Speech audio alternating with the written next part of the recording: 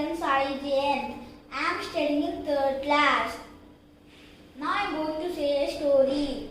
The title of the story is Andy and Tubby. Andy never wanted to go to bed on time. His parents had explained to him how important was to go to bed early and get a good rest. But Andy paid no attention to them. They did not know what to do.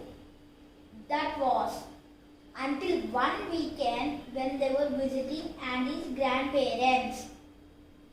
Grandpa Peter heard all about it and said, "This sounds like a job for Tubby, my pot-bellied cat." They loaded the cat onto the car and returned home.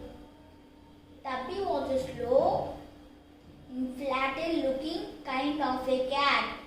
He was not much of a brother because most of the time no one knew where he was. That night at bedtime, the same problem arose.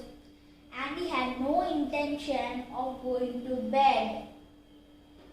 And even though his parents waited a while to see if Tubby would solve this problem, nothing happened.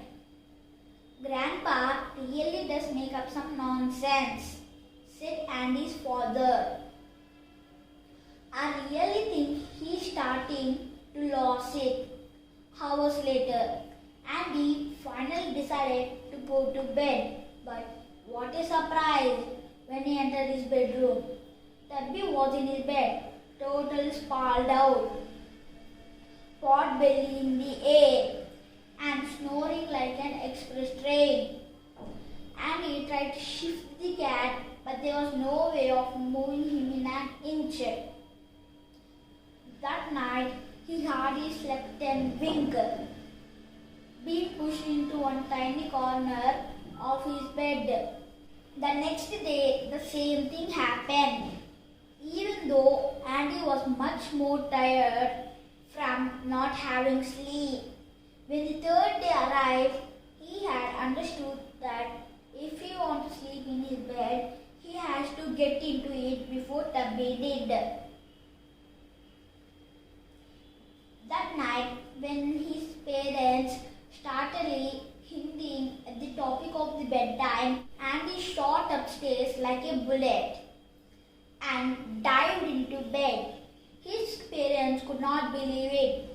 They knew nothing about Tubby in the bed, nor they didn't understand why Andy went to bed on time without complaint. They were so happy about this that they stayed up quite late, celebrating. There are 2 morals in the story. Early to bed and early to rise makes a man healthy, wealthy, and wise. The second moral of the story is we should obey to our teachers, parents, and elders. Thank you, everyone.